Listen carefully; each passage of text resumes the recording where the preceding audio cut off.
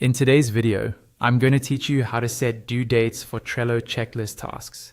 By the end of this walkthrough, you'll know how to turn simple checklist items into scheduled, trackable tasks, so nothing slips through the cracks. First, open Trello and go to the board where you're managing your work.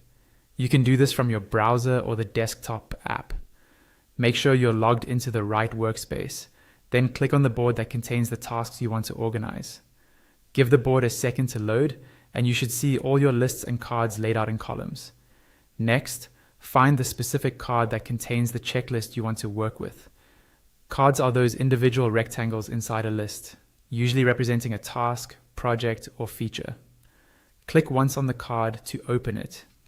This will bring up a detailed view where you can see the card title, description, comments, attachments, and of course, your checklist. Inside the card, scroll until you see the checklist section. Each line here is a separate checklist item. To give one of these items its own due date, look for a small clock icon next to that checklist item. It usually appears on the right-hand side of the line when due dates are enabled for checklists. Move your mouse over that item if you don't see it immediately, then click on the clock icon. When you click the clock, a date and time picker will pop up. This is where you choose when that particular checklist task should be completed.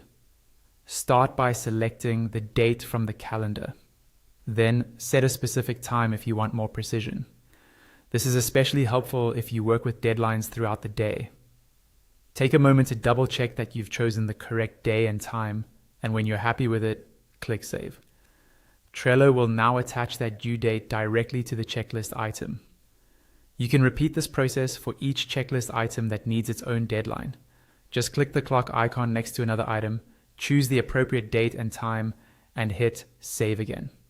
This allows you to break a larger task into smaller steps, each with its own schedule, while still keeping everything neatly organized inside a single Trello card.